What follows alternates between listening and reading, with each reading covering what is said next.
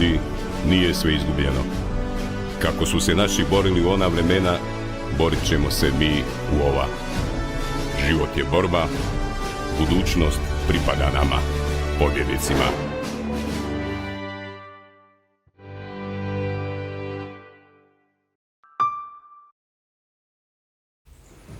Dragi prijatelji, moj današnji gost je ratni ministar iz onog zlatnog doba hrvatske povijesti iz 90. godina, Andrija Hebrang. Gospodine Hebrang, dobar dan i dobrodošli. Dobar dan, hvala na pozivu. Evo nas u mjesecu svibnju, dakle mjesec kada se svi sa različitih političkih pozicija prisjećamo naše ne tako davne povijesti, one od prije 8 desetljeća. Nevjerojatno mi je ta jedna... Evo sad neki dan je bila tu u Dubravi su otkrili još jednu masovnu grobnicu kad su antifašisti tamo pobijali zarobljenike, civile i ko zna šta sve se tamo je bačeno. Bio je Tomašević, gradonačelnik, pita ga novinar što vi mislite dakle o tim zločinima. Da, naravno osuđujem, ali i onda krene, to ne može biti nikakva opravdanje da bi se nezavisna država Hrvatska koja je zločinačka i tako dalje. Ne? Dakle, tu imamo leševe. Mislim, to ne mogu razumjeti. Je li to patologija ili se radi o jednoj suptilnoj lukavoj igri? Znači, tu imamo leševe koje je potpisao jedan režim. Ove druge leševe kojima on priča, nejasno, magla, ne, Jasenovac, jel je, nije, koliko, to nešto, Maks Luborić u Sarajevu, tu streljanje do Trčina, a to kad bi izbrojali to sve skupa, to je par stotina, ne, mi nećemo doći do brojke od stotine tisuća, koliko je drugih. Kakva je to mentalna konstrukcija u glavi čovjeka kad ne može prihvatiti i priznati da, to je zločinački režim i moramo se od toga odreći, ne? Pa treba ići malo u povijest. Znate, ljudski mozak nije trenutkom začeća formiran. On se puni kao i kompjuter cijeli život. To su komunisti dobro znali. Pa su nam nekoliko desetljeća punili naše mozgove. Dakle, naš mozak je kompjuter koji je punjen sa podacima, ali isključivo jednosmjernim. Dakle, 45 godina Jugoslavije, a onda sada već 30 godina Hrvatske koju vode djeca tih komunista iz Jugoslavije, znači to je već 75 godina punjenja mozga pogrešnim informacijama. Taj kompjuter ne može dobro funkcionirati. Kad gledate, uzmite svoje djetinjstvo ili generaciju prije sebe, odakle su vama informacije? Imate uglavnom 3 izvora informacija. Jedno su mediji, drugo je obrazovni program, dakle škola, treće su kulturni programi. I jedno i drugo i treće komunisti su uzeli u svoje ruke i kontroliraju sada već 80 godina. Što to znači? To znači da 80 godina živuće generacije, a da ne govorim ono što je bilo prije od 1918. na ovamo, dakle, te živuće generacije imaju svoj mozak pogrešno programiran, sa pogrešnim podacima. Kad date krivi podatak umjetnoj inteligenciji, ono vam izbaci glupost. Prirodna inteligencija je isto tako. Svi ovi koji ste spominjali i koji danas vladaju Hrvatskom, gradom Zagrebom i mnogim županijama, su direktni potomci tih komunista koji su tako usmjeravali mozgove naših ljudi u prošlosti. Oni nastavljaju dalje, na malo suptilniji način. Danas više nema golog otoka, nego nećeš dobiti posao. Danas nema više da te ubije prvi susjed, nego nećeš dobiti nekakvu koncesiju, nego nećeš napredovati. Dakle, današnji čovjek je pod totalnom kontrolom onih koji su na ovaj način koji sam opisao usmjereni od komunista.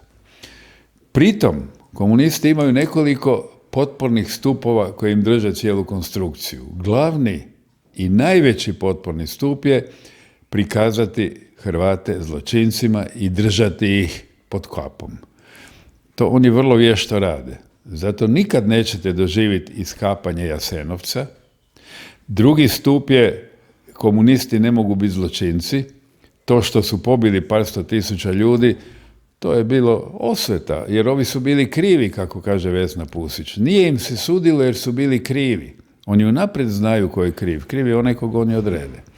Tako da ova bitka između otkopavanja žrtava komunizma, koja je usporena, koja je lakrdija. Ja govorim, Tomo Medved svojim ministarstvom ne otkopava, on samo čeprka, prigodice, samo tamo gdje treba i kad treba. Da bi u evidenciji mogao pokazati, gle, mi smo otkopali 28 jama. Ali Tomo Medved je u svoje ministarstvo dobio 940 lokaliteta skrivenih grobišta samo u Hrvatskoj. To smo mu ostavili mi u uredu koji sam vodio i osnovao, Ured za otkrivanje skrivenih grobišta.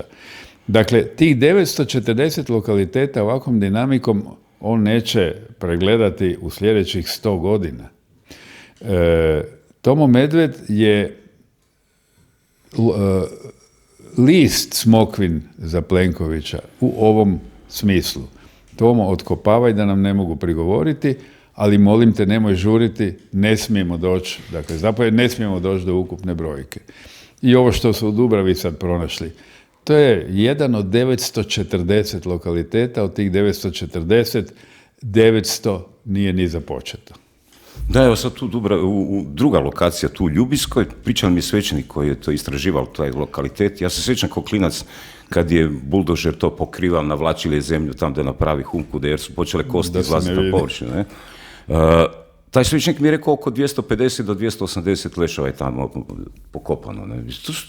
Mi živimo tu, igrali smo nogomet tamo na tom lokalitetu. Mislim, to su jezive stvari kad se to sagleda. I sad, kakvi su to ljudi, velite, 80 godina se pere mozak, ne, pa i nama se pere, ne, pa ipak imamo smo otvoreni na drugačije mišljenje, ne, da čujemo. Ne. Koliko posto ljudi analizira podatak koji je pročitao? Ja mislim negdje 5 do 10%. Dakle, vi ste pročitali jučer u novinama da je opet jedna banka u hrvatskom vlasništvu prodana srpskom poduzetniku. Podravka banka. I vi to pročitate, šta ništa, kako kaže Plenković, kapital kova, kapital ne zna za nacionalnost. Da, ali mali komadić Hrvatske otkinut i predan Srbima na upravljanje. Koliko ljudi analizira šta iza toga slijedi? S kime će ta banka poslovati? Kome će davati povoljnije kredite? Koga će podupirati, a koga će kočiti? Dakle, spomenuo sam sad, evo, prva mi je pala na pamet ta vijest, od jučer, prekjučer, koliko ljudi analizira to što pročita? Prvo, ne zanima ih, jer su previše zauzeti mišlju za svoj opstanak, za svoju borbu, za egzistenciju, za školovanje djece itd. A drugo, nemaju izvora podataka.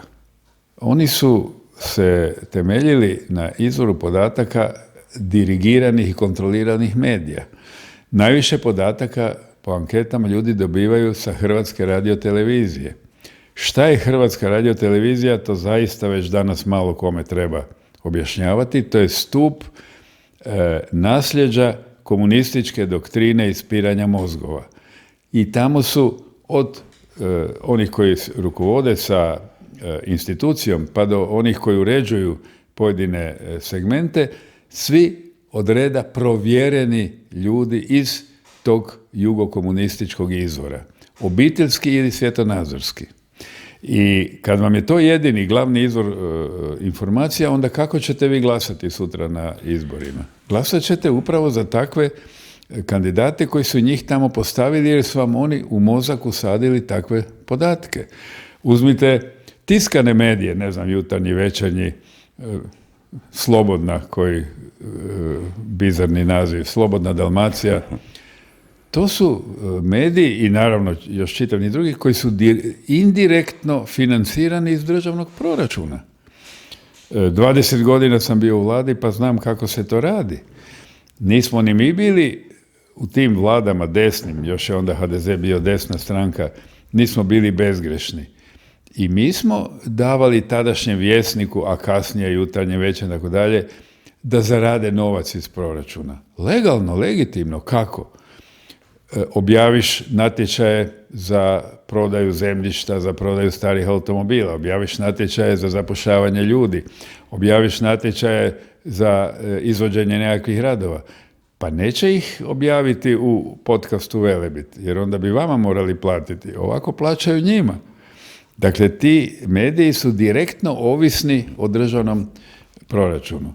Ima čitav niz načina kako se preljeva iz proračuna novac u te kontrolirane medije. Na primjer, jedan poznati list dnevni povremeno organizira stručne sastanke, ekonomske, financijske. Vlada aktivno sudjeluje to i podupire direktnim novčanim davanjima. I tako dalje, da sad ne nabrajam kako se to sve može ispod stola financirati, a da je sve legalno i legitimno. I ti mediji onda opstaju i opstanu, ali oni provode vijesti koje su kontrolirane, koje su cenzurirane. Ja ne mogu objaviti pismo ni u Jutarnjem, ni u Večernjem, ni u Slobodnoj Dalmaciji, niti ja mogu doći na HRT. Zašto? Jer se nikad nisam dao manipulirati, nego sam htio uvijek iskazati svoje mišljenje i dati drugom da iskaže svoje mišljenje. To je bila demokracija. I sad kad vi, to sam samo primjera par dao, kad tako usmjerite ljude, onda šta se čudite rezultatima hrvatskih tih slobodnih izbora? Oni su slobodni samo uvjetno, jer na njih izlaze ljudi koji imaju svoj otvoreni stav. Nije kriv Tomašević što je izjavio tu glupost na ovom stratištu, jer tog Tomaševića je birala većina zagrebačkih birača. Znači, oni su ti koji su ga nasadili. Kad vi krivo zasadite biljku, nije ona kriva što krivo raste, nego vi koji ste ju zasadili. Što se tiče državne uprave, pa ja vam mogu reći, u ovoj našoj novoj, modernoj Hrvatskoj državi nikada nitko nije bio izabran za predsjednika države, predsjednika vlade, predsjednika Sabora, a da nije bio direktni potomak velikih jugokomunista. Hoćemo li poimence? Pa znamo ko je bio otac Andreja Plenkovića, znamo ko je bio otac Zorana Milanovića. Prije toga su na tim pozicijama bili sve bivši komunisti, sjetite se Ive Josipovića, sjetite se Zlatka Mateše, sjetite se Franje Gregurića, to su sve, a da ne govorimo o prvim vladama, prvi premijer hrvatske vlade je bio Stipe Mesić, a toliko je bio nesposoban da ga je Tuđman morao brzo maknuti i onda je metnuo koga? Josipa Manolića, bivšeg šefa OZNE za Kotar Bjelovar. Pa nisu oni krivi, oni su izabrani bili. Pa i danas treći Plenkovićev mandat je izabran mandat. To što je Plenković globalista, što je antisuverenista, to je on kriv za sebe, a za državu su krivi oni koji su ga birali. A kako su ga birali? Tako jer imaju totalno krive informacije, jer smo mi narod sa potpuno izmijenjenim načinom mišljenja zbog toga jer su nam podaci koje smo dobivali pogrešni. Je li evo sad, znači, možemo li govoriti o Tuđmanovim greškama? Evo sad ste spomenuli izbor predsjednika vlada, ne? Evo zadnjih dana, ne zadnjih dana, zadnjih godina, ne? Te jugoslavenske ideje ponovo oživljavaju, ne, postaju sve dinamičnije, dominantnije u javnom prostoru. Evo danas neka mreža antifašistkinja objavljuje, poziva zagrebačku vlast, proziva zbog šutnje, rast nasilja, nacionalizma, simbolike ustaške, onda u množini govori kako se formiraju nasilničke falange koje prijete starcima, djeci, mlate radnike, migrante. Kaže, fašizam je skinuo crne uniforme, prijeteća pojava terorizma, zvecka se oružjem. Ne? Ovo kad čitate, pitate se o čemu to se radi, gdje je to, gdje su to oni vidjeli. Dakle, a ogrnuti su jugoslavenskim zastavama. Ne? E sad, kad krećemo dakle, od nastanka Hrvatske države, je li Tuđman u nekom trenutku svoje vlasti trebao, je li on bio u mogućnosti obračunati s tim jugoslavenskim idejama, da ih nekako izbaci iz hrvatskog političkog prostora, da one više nikada ne budu u stanju ponovo ovako živjeti kao što se dogodilo? Sad ste dirnuli u temu koja je jako vruća i s kojom se ja bavim već 30 godina. Kao član prve hrvatske vlade 90. godine bio sam jedini ministar koji nikada nije bio član Saveza komunista. Dobro ste razumjeli, jedan jedini, drugo su sve bili bivši komunisti. Kad me nagovarao Tuđman je zvao da uđem u vladu, rekao mi je daj mi, treba mi jedan nekomunista. Svi sami komunisti u vladi. Ne samo predsjednik vlade, nego i svi ministri, bivši komunisti. Onda sam počeo razmišljati o čemu se radi.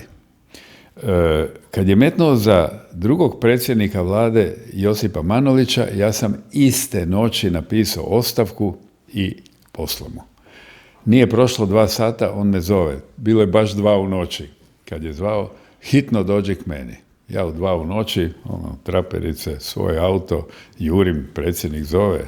Možda je rat počeo, ruši se nešto, ne znam. Dolazim, on uzme moju ostavku i ovak ju predamnom dere u papiriće i baca u koš. Vidio sam ovo što si napisao.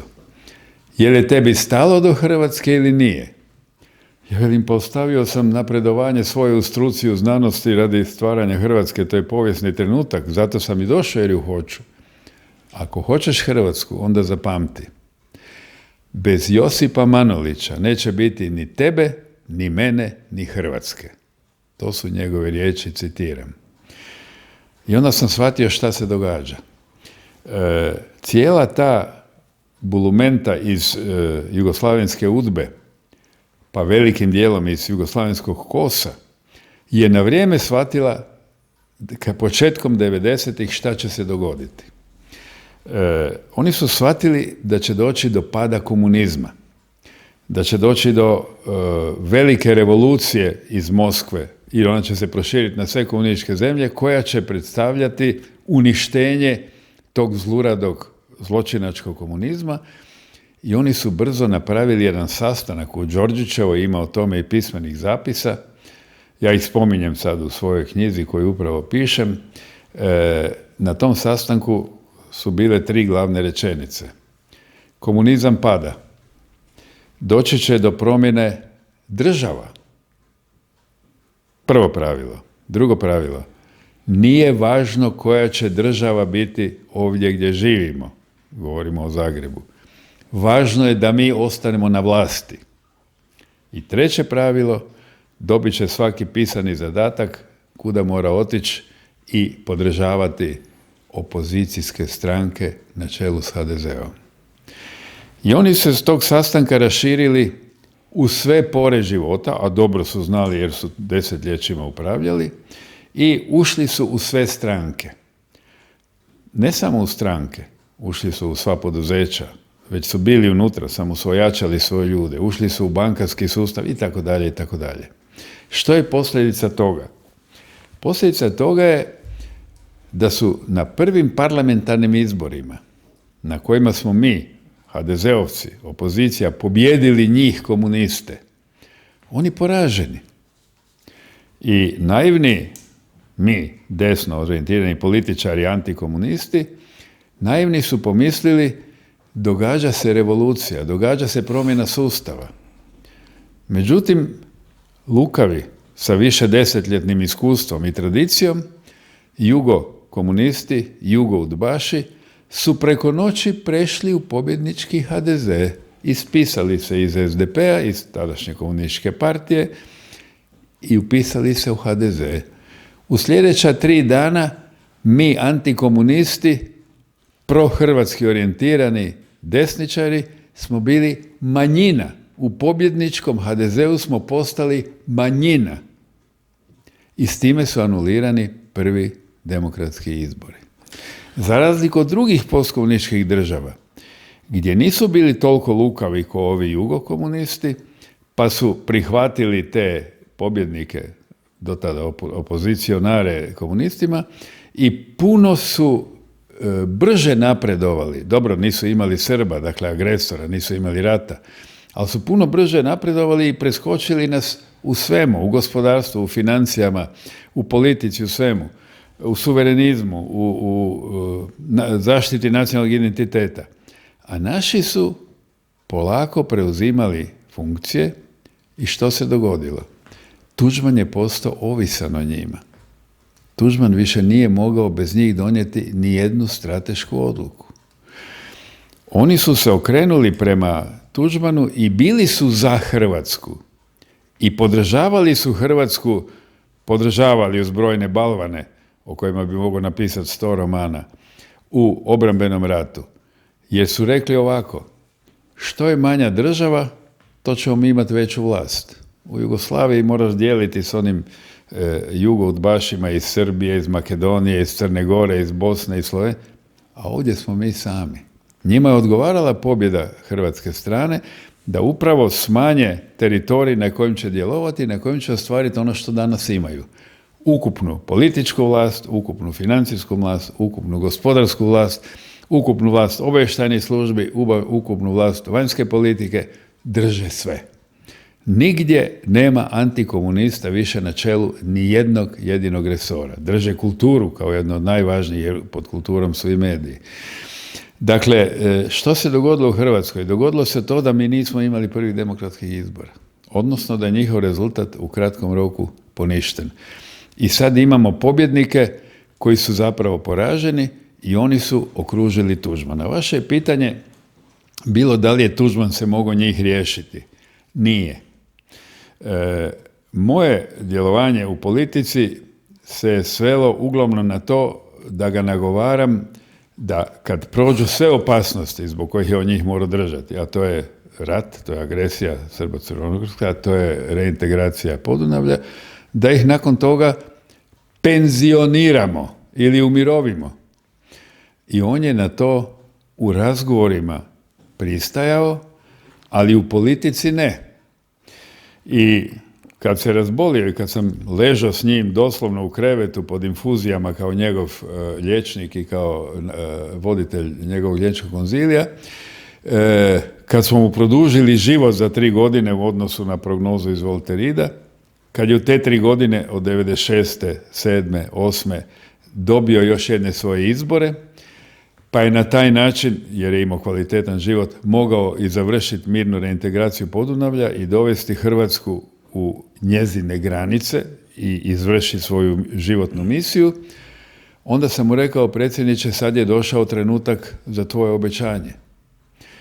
Onda me je pitao kako misliš to napraviti, onda sam mu ja rekao kako mislim. Rekao je, čestitam ti, postao si pravi političar. Bitno je da sve prođe mirno. Nakon sat vremena me zvao natrag i povukao sve dogovore i obećanja i onda sam mu ja dao svoju zadnju definitivnu i konačnu ostavku na mjesto ministra obrane, potpredsjednika vlade, potpredsjednika stranke i sve funkcije koje sam imao, dao sam ostavku na sve, jer sam vidio da Hrvatska ide u smjeru zbog kojeg ja nisam ušao u politiku. Kasnije sam probao još jednom dignuti glavu u Sanaderovoj vladi sa istim ciljem. Vidio sam da ne možeš iz druge pozicije ništa napraviti jer si u manjini, jer su ovi koji su prešli na našu stranu definitivno uzeli svu vlast u svoje ruke. I onda sam se kandidirao za predsjednika države. Kandidirala me moja tada najjača stranka HDZ. Odmah mi je bilo jasno da ću izgubiti.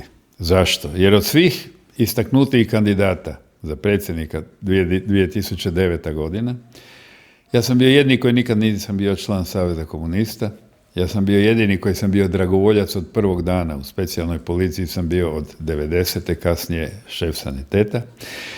Jedini, dakle, koji nema nikakve šanse dobiti glasove biračkog tijela koje je ispunjeno sa krivim informacijama. I ja sam izgubio te izbore, pobjedio je Ivo Josipović iz jugokomunističke obitelji i on sam ekstremni komunista. Sjetite samo da je svirao klavir Dodigu u Banja Luci, da je u izraelskom parlamentu, Knesetu, rekao u Hrvatskoj je još živa ustaška zmija. Dakle, to je čovjek kojeg su birali naši ljudi umjesto mene koji sam bio ideološki apsolutno suprotan i tog trenutka sam shvatio ne vredi se boriti više u ovoj politici, vrati se u ovu struku, nju dobro radiš i tako sam evo rekli ste završio. da ste Tuđmanu ponudili plan kako da se riješi te jugoslavenske agenture, da je on pristao i nakon sat vremena je promijenio mišljenje. Što se dogodilo u tih sat vremena? Dobro pitanje. Dakle, prvo šta sam ja njemu predložio? Ja sam mu predložio da ih umirovimo, da im pri tome predsjednik svakom daje još neko odličje na prsa koje nisu imali, da im se da mogućnost honorarnog rada, privatnog rada, ali da se donese zakon po kojem sudionici bivšeg zločinačkog komunističkog sustava ne mogu se više kandidirati u politici za nijednu funkciju. Dakle, to je čista politička lustracija, a sva druga ljudska prava su zadržana. I onda sam mu dao neke primjere, tada sam bio ministar obrane, pa sam mu rekao, iz Ministarstva obrane su vukli uglavnom novac za te svoje aktivnosti, gdje koga treba umiroviti, gdje koga prividno unaprediti na poziciju na kojoj više nema mogućnosti utjecaja i tako dalje. To se njemu strašno sviđalo. Dođem ja u Ministarstvo obrane, dočeka me hitni poziv natrag predsjedniku. Još kažem tajnici, to ste se zabunili, dolazimo. Ne, sad, evo, ove sekunde. Odem ja gore, dođem, sjedi cijeli ratni kabinet, na čelu s premijerom Matešom, na čelu sa glavnim inspektorom Hrvatske vojske, generalom Gotovinom, na čelu sa adjutantom predsjednika države. Uglavnom sjede oni, ja ulazim u sobu, oni me gledaju, razrugačenih očiju. Pita me Zlatko Mateša, bio je premijer, Andrija, kaj se događa? A ja u crnim životnim situacijama uvijek pribjegavam crnom humoru. Pa kažem Zlatko, je li ovo ratni kabinet? Je. Znači idemo u rat. Znamo ratovat? Znamo. Protiv koga? Ne znam, sad bu došel gazda pa bu rekao. Niko se nije nasmijao, ali niti prisilno. Dakle, muk je ostao nakon ovoga. Svi su bili toliko duboko potreseni događajem, jer nisu znali o čemu se radi. A ja sam već vidio o čemu se radi, jer mi je bilo jasno. Ne bi mene zvao i te ljude tu doveo, a prije sat vremena smo u 4 oka dogovorili neke sporazume. Dolazi unutra Tuđman, baca na stol fascikl i kaže, Andrija, nije dobro, nećeš ti meni smjenjivati generale i ministre. Ako su bili dobri u ratu, bit će dobri i u miru.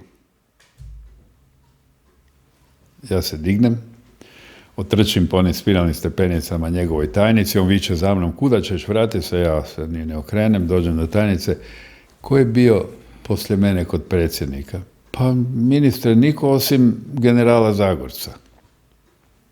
General Zagorec je bio taj koji je držao sav novac, a to je bio najveći novac u državnom proračunu MORH-a, i koji je raspoređivao taj novac. Sjetite se RH Alana, o tome će isto pisati u knjizi nešto. Dakle, on je bio kod njega i nakon tog je došlo do promjene stava u odnosu na bivše jugoudbaše, jugokomuniste. Šta se je dogodilo i šta je o njemu rekao, ne znam, ali očito je razgovor Tuđmana i mene bio sniman i oni su odmah doznali šta se sprema i brzo su njega poslali i predsjedniku Tuđmanu dali neku informaciju zbog koje se on predomislio. Dakle, to je tih pola sata, sat u kojem se predomislio i kad sam ja shvatio da je moje bavljanje politikom završeno, nema smisla trošiti energiju na to. Mislite li, je li se tada su možda na stolu bile neke karte o kojima ne znam, ali koje su bile ipak vrijedne da, pa je Tuđman donio ispravnu odluku ili je on tu bio ucijenjen ili je pogriješio? Što mislite? Ja mislim ovako. Tuđman je u životu donio puno pobjeda. Poražen je jedino od jugoudbe. I to toga dana, toga datuma s tim događajem. S time je kapitulirao pred njima i s time je državu koju je stvorio, sa braniteljima, sa svima nama koji smo surađivali, usmjerio u pogrešnom smjeru, u kojem idemo i dan danas. Ono je bio presudni trenutak kad se moglo umirovljenjem tih mozgova koji ispiru druge mozgove napraviti promjena smjera. Dakle, šta sam ja od njega tražio? Prvo, da država bude suverena. Danas od suverenizma nema ni s. Drugo, da bude demokratska. Danas od demokracije nema ni d. Treće, da bude pravedna. Danas od pravednosti nema ni p. SDP, evo. Pravedna u smislu pravosuđa. U tom smislu sam mislio, pravosuđe je danas isto ono kako je bilo i prije 90. O demokraciji par stvari da kažem, pa pogledajte samo u zadnjih 2 tjedna, 3 su izašla 2 međunarodna prosudbena rada o stanju demokracije u pojedinim zemljama. Jedna od njih je vrlo cijenjena, jedna institucija je vrlo cijenjena koja to radi redovito. Objavljeno je to u nekim našim portalima, u kontroliranim medijima to nije objavljeno. Dakle, to je Economist Intelligence Unit se zove ta institucija. Ona je napisala stanje demokracije u Hrvatskoj je katastrofalno loše i u silaznoj je putanji. Prvenstveno zbog kontroliranih medija, ali i pravosuđa i svega ostalog.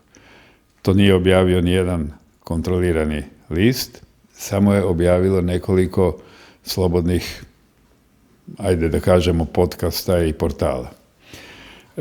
Drugo mišljenje koje je izašlo također prije nekoliko dana, možda 2 tjedna, je Međunarodno udruženje Reporteri bez granica. I oni su rekli, stanje demokracije u Hrvatskoj je očajno, glavni krivac su mediji. Međutim, na njihovoj tablici se dogodilo nešto što je očito izmanipulirano i što je zgodno došlo ovoj našoj ljevici na vlasti da se brani. Hrvatska, iako imala takvu negativnu, lošu ocjenu, za 3 mjesta se pomaknula prema naprijed. Dakle, više nismo 66. nego 63. po demokraciji u svijetu. Od evropskih zemalja smo na samom dnu. Za to se uhvatila ministrica kulture, pod kojom domenom su i mediji, rekla je izvanredan napredak, za 3 mjesta smo se pomaknuli prema naprijed. Nismo se mi pomaknuli prema naprijed jer je kod nas demokracija, čitaj stanje medija, bolje, nego zato jer su drugi se spustili još niže. Da ne govorimo koje su to zemlje, ko hoće na internetu može potražiti. Dakle, iz toga vidite kakva je demokracija. Iz toga proizlaze naravno i rezultati svih naših izbora. Počeli ste ovaj malo dulji svoj odgovor pričom o jednom sastanku na kojem su bili, to pretpostavljam je 89. ili tako nešto, ne, kada su se okupili svi ti bivši udbaši, kosovci i tako dalje, i gdje je bilo odlučeno tko će ići u koju stranku, sektor i tako dalje. Znate li nešto više o tom sastanku? Tko ga je organizirao? Tko je određivao to? Tko će ići kamo, u koju stranku, u koju firmu, gdje je to bilo, kada? Taj sastanak je vodio tada prvi čovjek UDBE. Koji? Danas je u zatvoru, pa dobro. Nije zgodno da ga sad spominjem, ali nije u zatvoru što ga osudilo hrvatsko pravosuđe, nego njemačko pravosuđe. On je bio taj koji je organizirao taj sastanak. No nije on bio sam, on je bio samo eksponat toga. Ta mreža je bila toliko čvrsta, to nije paukova mreža, to je čelična mreža, koja se je desetljećima tkala i koja je držala sve pod svojom kontrolom. Tuđman je pokušao neke bitke protiv njih, kad je bio izabran za predsjednika države, ali je uvijek bio poražen. Evo, samo jedan poraz njegov, da kažem, u borbi s njima, a bilo ih je puno, rasprodaja hrvatskih dobara. Danas je svima jasno da je rasprodano sve što je postojalo. Banke su rasprodane, turistički hoteli su rasprodani, obala je rasprodana.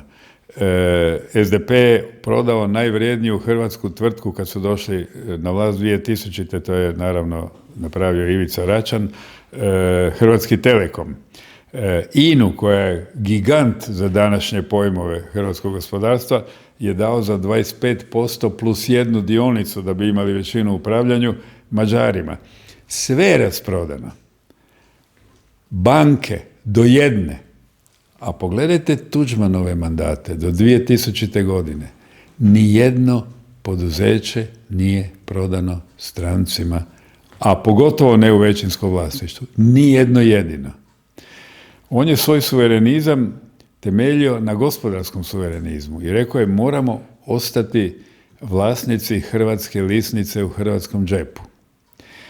A došao je Račan, voljom naroda, naravno, voljom naroda koji nije mogao pretpostaviti tko je Račan, jer o Račanu nije nijedna negativna rečenica bila napisana.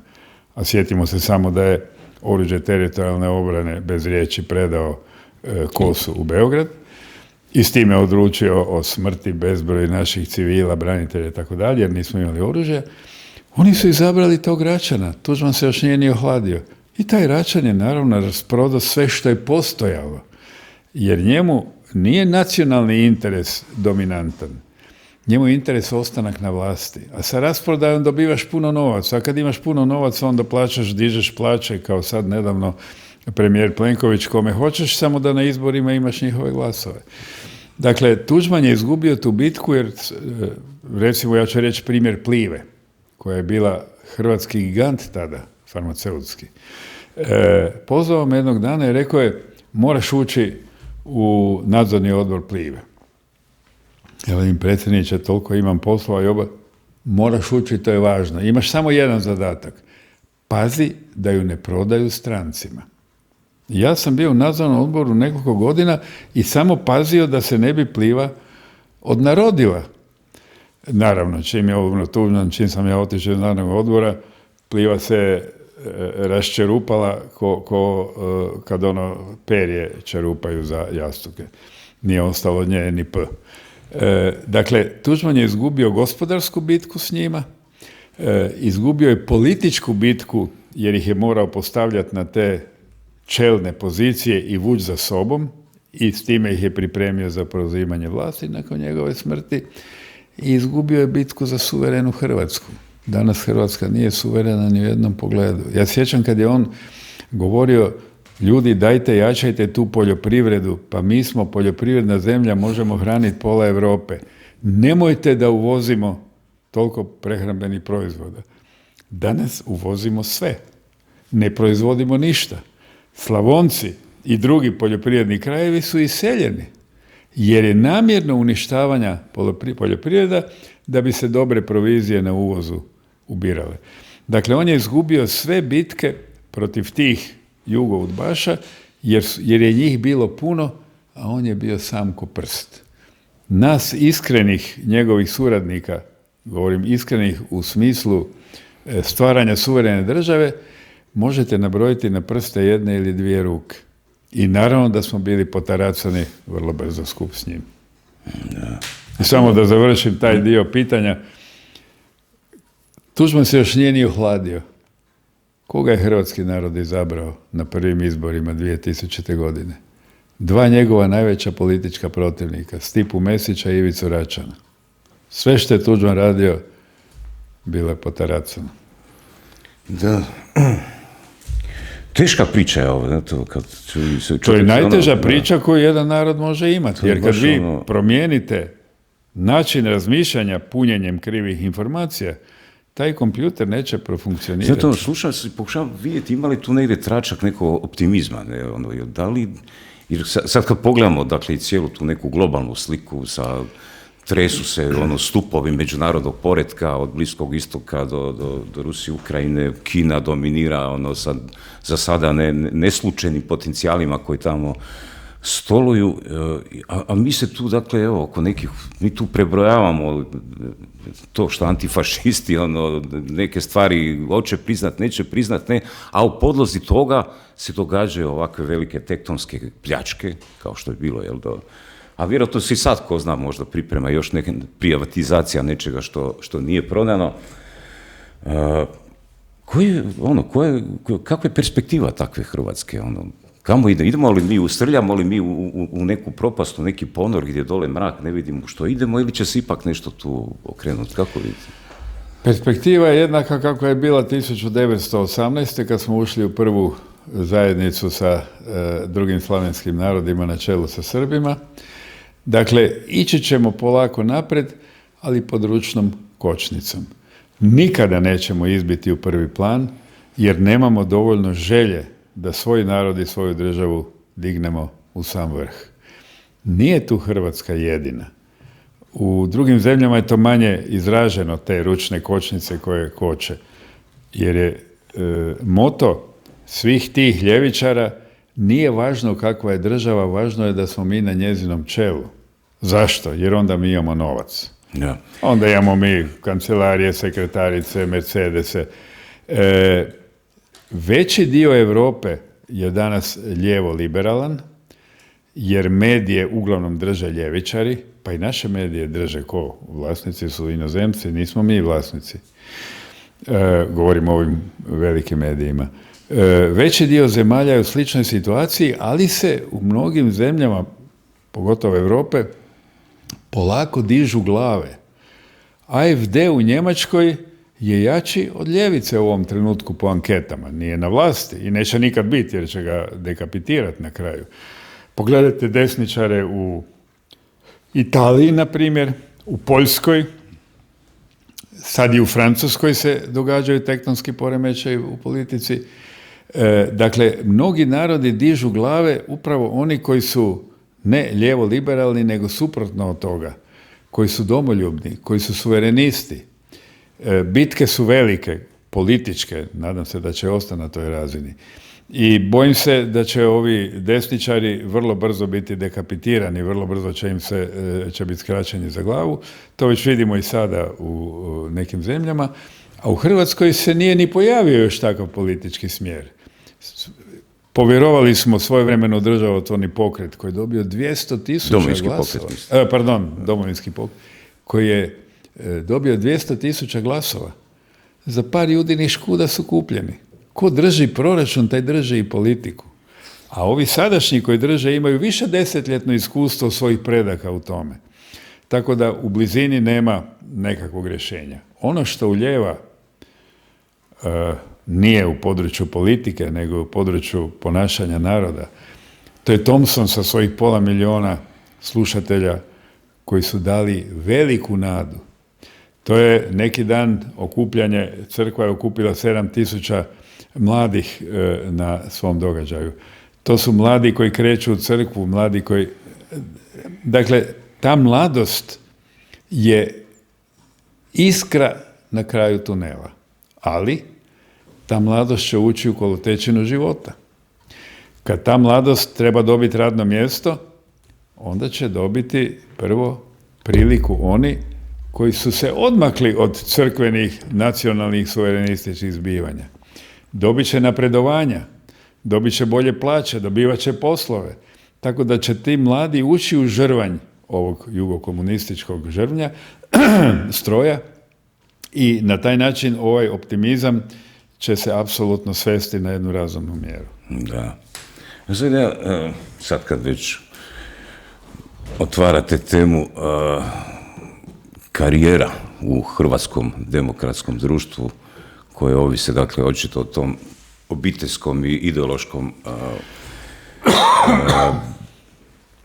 backgroundu, pozadini, podlozi. Ovih dana je Sandra Benčić došla u fokus javnosti, ali onako neizravno. Dakle, glavni mediji izbjegavaju tu vijest. Neki dan je bilo iskapanje tih grobnica u Dubravi u Čulincu. Bio je tamo jedan čovjek koji je valjda mještanin, tamo Josip Križ, čini se zove, koji je otkrio te lokalitete i tamo je održao kratki govor, pa je uz ostalo rekao kako znade za još jedan zločin koji je napravio, koji su partizani napravili, likvidirali su 2 ljudi, vlasnike neke farme konja, čini mi se Nikola Greta da se zove tako nešto. Sa njezinim djedom na čelu. A da je to učinio njezin djed. Ne. I sad nakon toga narod je poslao upit Sandri Benčić da se referira o tome, nisu dobili odgovor, dakle tako piše u Narodu HR-u, a Sandra Benčić je sad neki dan izjavila kako je to kleveta, neistina, da njen djed se ne zove tako, iako se nigdje ne navodi ime djeda, ne, dakle demantira nešto što nije rečeno. Kaže da je nitko ništa nije pitao, iz naroda kažu da jesu pitali, ne? I sad, dakle, ipak je ona visoko rangirana političarka, da nijednog trenutka se ne otvori tema zašto, što se događa, gospođo Benčić, dajte objasnite, ne? Je li vaš djed? Sad, ako je to istina, da je to njen djed, šta se događa? Kako izgleda ta mentalna struktura u obitelji? Znate, znači, vaš djed je tamo nekoga koknuo, sredio, ukrao, oteo, odgaja svoju djecu na način sine, kćeri, dakle ovo je oteto, ukradeno, ti moraš na isti način to, ne pričati okolo, ali na slični način. I ako je djed, znači to je onda drugo koljeno do Sandre. Kako ide ta obiteljska anamneza? ide po formiranja. kućnom odgoju. Ide po kućnom odgoju i kad danas analizirate nekog političara, prvo se pitajte ko su mu roditelji, ko su mu djedovi i bake. I vidjet ćete u 90% slučajeva visoke jugo-udbaško-komunističke kadrove. U tom kućnom odgoju se formira čovjek. Sandra Benčić je bila formirana očito u takvom ambijentu kad je prihvatila da uđe u jednu grupaciju ljudi, ja to neću ni nazvati strankom, jer politička stranka mora imati nekakve ideje, nego jednu grupaciju koju financira jedan Šoroš, jedan od ljudi koji imao glavni i najveći zadatak sa svojim ogromnim kapitalom da ubije nacionalne države, da ubije nacionalni identitet, da ide na globalizaciju. Njezina ta sada takozvana stranka je oživjela sa tim novcem. Nikad u životu niko od njih ništa nije radio, od ovog gradonačelnika pa nadalje. Parazitirali su na tim kojekakvim aktivnostima financiranim izvana i sad su dobili u ruke najveći glavni grad svih Hrvata da s njim upravljaju. Pa naravno zato nam ovako izgleda. Ali nisu opet oni krivi. Taj njihov kućni odgoj ih je izbacio u vrh, a narod ih je na izborima potvrdio. Ja protiv svog naroda ne mogu. Ja sam se povukao i digao ruke, pa ne mogu se ja boriti protiv svog naroda. Ako narod moj hoće i zadovoljan je s tim što je izabrao Sandru Benčić i Tomaševiće i na državnoj razini ove koje imamo, ako je narod s tim zadovoljan, onda se ja povlačim. Meni je glavno da je moj narod zadovoljan. Da, sad, ako je istina to što u Narod HR piše da su je poslali pitanja, a Sandra Benčić kaže da je nitko ništa nije pitao, onda tu netko laže. Znate, nikad se neće to do kraja raščistiti. Ima se jedna zanimljiva, jučer je u Večernji list, dakle govorimo o tim manipulacijama medijskim, ne, sad, da li tu Sandra Benčić manipulira ili neko drugi, možda nikad nećemo ni saznati, ne. Jučer Večernji list donosi vijest o nogometnoj utakmici Veleža i Zrinski. Znači, Bosansko-hercegovačka liga, finale njihovog kupa, prva od dvije utakmice, ne? I donosi vijest da je utakmica završena rezultatom 0:0 i da će u uzvratnoj utakmici se morati odlučiti o pobjedniku kupa, ne? Da bi se ispostavilo da utakmica nije završila 0:0, nego je Zrinski pobjedio 1:0, ne? I to, dakle, istu vijest ima i nekoliko stranica dalje, u komentarima ljudi pišu, pa čekajte, Zrinski je pobjedio, kako vi pišete. Dakle, sad dolazimo do jedne razine, to sad ja ne znam je li to u vrijeme Staljina su takve stvari, boljševičke metode, jer tu se ne radi o tipfeleru, pošto oni objašnjavaju, dakle, u tekstu da je utakmica tako završila, da će se morati igrati uzvratno i tako dalje. Ne? Zrinski ne smije pobijediti, jer samo ime Zrinski govori o hrvatskom nacionalnom ponosu i identitetu. Jer Zrinski su žrtve. Ne može pobijediti hrvatska žrtva. Pa zar ide to dotle? Ide to i puno dalje. Pa pogledajte sad, na primjer, mogu bi pričati danima, kad samo gledate vijesti koje su servirane i analizirate ih. Pogledajte sada kako se opet čitava ta lijevo-liberalna, da ju tako nazovem, a zapravo pro-jugokomunistička javnost okreće prema zločincu Josipu Brozu Titu. Tereza Kesovija je rekla da je bio drag, da smo svi plakali. Par dana prije toga Mamić u Bosni i Hercegovini izjavljuje ne dam nikom da govori bilo šta protiv Tite. Dakle, oni sad siju među te ljude koji imaju mogućnost nastupa, jer imaju imena, siju ideju da je Tito bio pozitivna ličnost. Danas, nakon toliko stotina tisuća pobijenih po njegovoj zapovjedi, danas kad cijeli svijet već vidi da je on bio jedan ubojica, 10. na onoj rang listi svjetskih ubojica, danas oni preko neke jadne Tereze i tamo onog Mamića koji se ne smije javiti, valjda kupuje jadan svoju slobodu ili šta, oni sad preko njih tjeraju ovakve ideje u javnost.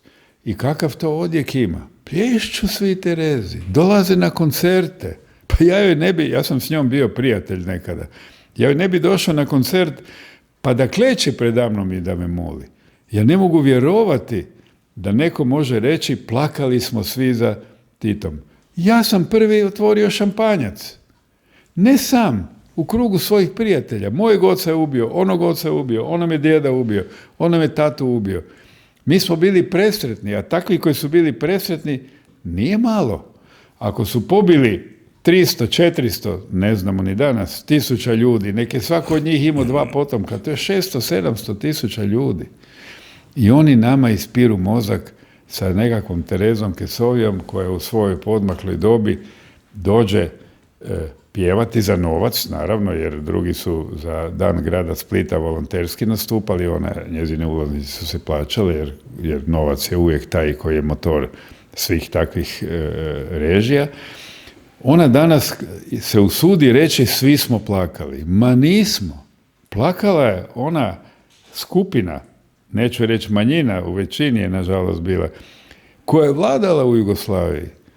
A mi koji smo ostajali bez roditelja, koji smo ostajali na ulici bez stanova, koji smo ostajali bez mogućnosti rada, mi nismo plakali.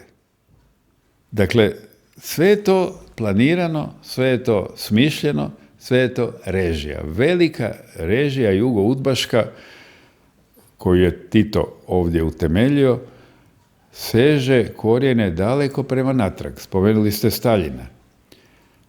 Staljin je naravno klao svakoga ako malo drugčije misli, pa više niko nije ni mislio drugčije. Ide to korak natrag, ide u Lenjinovu generaciju. Puno sam čitao o tom čovjeku i nisam mogao vjerovati da može neko s takvim stavovima voditi tako veliki narod kao što je bio ruski. Čuvena Lenjinova uzrečica, dakle, oni su se borili protiv buržoazije. Buržoazija je bila njima neprijatelj broj 1. Treba pobiti toliko buržuja da desetljećima zapamte da su u krivu. Što ih više pobiješ, to će biti veći strah. Pa to se dogodilo s Hrvatima. Pa mi nismo 100.000 pobijenih 45. nakon rata, bez suđenja, smjeli pisnuti, a kamoli govoriti. Nacija ostaje u strahu. I ne samo da je Broz zapovjedio to ubijanje, neki govore nije znao. Imate knjigu od Simića, to je srbijanski autor prekrasne jedne knjige o Josipu Brozu Titu, gdje točno navodi svjedočenje Jefte Šašića, njegovog šefa OZNE tada, koji ga je došao pitati: druže maršale, imamo tamo kod Blajburga par 100.000 zarobljenih ustaških vojnika, civila i tako dalje. Šta ćemo s njima? Sad on opisuje, dakle, Simić piše, a njemu Jefto Šašić to svjedoči. Veli, hodao je predavno, hodao, najedanput je stao, dignuo ruku u zrak i viknuo: pobiti. Uputi tamo naše armije da izvrše zapovjed. Dakle, ne da je znao, nego je zapovjedio to ubijanje. S tim ubijanjem su Hrvati vraćani unatrag stoljećima, mogu reći. Jer kad vi pobijete 300, 400, ne znam, neki kažu 500.000 ljudi u njihovoj generativnoj dobi, radno aktivnoj dobi, šta ste napravili? Smanjili ste broj stanovnika tog naroda za par milijuna u budućnosti. A koliko ste kvalitetu smanjili, o tom ne treba ni pričati. Znači, od Lenjinovih, pa preko Staljinovih, pa preko Brozovih vremena do ove moderne diktature proletarijata se ista priča prostire. Pobij ih toliko da budu u strahu generacijama. Mi smo sad generacija u strahu. To kad je, dakle, ta Terezina izjava u emisiji Nedjeljom u 2, zapravo je trebala je izazvati reakciju voditelja Stankovića da se on ogradi, dakle ne možemo hvaliti zločinca, ne. Televizija je trebala dati neko priopćenje, ograditi se od te izjave. Vijeće za elektroničke medije trebalo je zatražiti od televiziji očitovanje da kaže šta se to dogodilo, kakve ste mjere poduzeli, kakve sankcije i tako dalje. Recimo da mi sad kažemo nešto slično o Paveliću i tako dalje, vrlo vjerojatno bi mi poslali takav jedan upit ovdje da se očituje. Ne? Sad, pošto se to nije dogodilo, možemo li tu onda pratiti taj slijed od onog famoznog sastanka 1989. pretpostavljam godine, jel? pa onda ide i kroz sve te godine do Hrvatske radiotelevizije i omogućuje onda ovakve istupe. Ne? To je tanka crvena linija koja se provlači kroz hrvatske sudbine. Zašto nije HRT reagirao? Jer su tamo na čelu svih sektora upravo ti koji su plakali. To su ti o kojima govori Tereza Kesova. Ti koji su plakali za Titom su ostali na vrhu i danas vode HRT, odnosno njihova druga, sad već i treća generacija, i zato nisu reagirali. Pa nije Stanković tamo postavljen zato jer je demokrata, zato jer je pametan, zato jer je elokventan, nego zato jer širi u toj svojoj emisiji. Ja sam bio jednom na toj emisiji, sve mi je jasno postalo odmah, više nikad nisam ni upalio televizor nedjeljom u 2. Dakle, on je tamo da širi takve jugonostalgičarske ideje, zato nije reagirao. On se je pohvalio, još ovo je najljepša izjava od Titi koja je data u ovoj emisiji. Nisam siguran i ne mogu tvrditi, ali vjerujem da je to i dogovoreno prije. Znači, to peglanje je zapravo dio plana, da se cijela ta priča, taj imidž Titov iz pegla pretvori u nešto što će biti prihvatljivo. Ali onda evo sad tu kaj kopaju u tu Ljubijskoj ulici, to je malo remeti tu sliku onda, ne? To je lukavost. Nasljednici jugoudbaša, jugokomunista su vrlo lukavi jer su naslijedili lukavstvo i nadozidali. Današnja hrvatska vlast predvođena takozvanim HDZ-om, ja moram reći takozvani jer ja sam stvarao tu stranku i znao sam šta smo htjeli i kakva je bila u početku i kako smo pod organizacijom HDZ-a stvorili Hrvatsku državu, obranili od srbo-crnogorskog agresora i što je danas. Današnji HDZ bi morao promijeniti ime. Ja ih zovem SDP1 i SDP2. Nema nikakvih ideoloških ni programskih razlika prema SDP-u, ali nikakvih. No, ovo što se malo počelo događati u Europi, rekao sam da su malo desne struje se dignule prema površini, brzo su odreagirali. Brzo ih moramo pridobiti za sebe. Jer ako ih pustimo, ko zna gdje je kraj? Pa su onda promijenili svoju politiku blagim skretanjem u desno. To skretanje naravno samo naslovno da zavara te birače. Pa je recimo Plenković nije išao na koncert Thompsona, ali je dan ranije došao sa svojom djecom pozdraviti ga, da se kaže da je bio. Nije bio na službenoj komemoraciji u Maclju gdje smo pokopali 1163 ubijena u komunističkom sustavu, nego je između komemoracija došao u termin koji ništa nikom ne znači, samo da se zabilježi da je on tamo bio. Pa je sad krenuo i prema tim otkopavanjima koje je Tomo Medved kao smokvin list mora zatajiti, ali mora ipak nešto raditi. Pa ja ću vam samo reći 2 stvari koje su napravili u tim svojim mandatima Tomo Medved i naravno njegov nadređeni Andrej Plenković. Da shvatite kako se desnica omami i privuče k sebi lažnim postupcima. Dakle, kao što sam spomenuo, ja sam osnovao taj ured za otkrivanje skrivenih grobišta. Radili smo svega par mjeseci jer je HDZ izgubio izbore. Došao je na mjesto premijera današnji predsjednik države Zoran Milanović i na prvoj sjednici vlade ukinuo taj ured. Zašto? Da zaštiti svoje pretke, ideološke i obiteljske. Nećeš ti meni iskopat kosti, jer ako iskopaš kosti, onda će se odmah prebrojiti koliko smo mi to pobili. Jednostavno je ukinuo taj ured i prepustio je Ministarstvu branitelja da to vodi. A koga je postavio u Ministarstvu branitelja da to vodi? Bivšeg pukovnika UDBE, Grujića. Onaj koji je bio u organizaciji koja ih je ubijala je sad trebao rukovoditi iskopavanjima. Naravno da se nije ništa iskopalo. Sad je već to bilo preočito, pa je rečeno ajmo malo ipak iskopavati, a nemoj preozbiljno, tu malo, tamo malo. Nikad se neće otkriti sva ta stratišta ako se ne krene horuk. U svakoj županiji jedno neovisno tijelo, jer Europska unija je rekla to ne može raditi ministarstvo, to mora raditi neovisno tijelo, neovisno od politike.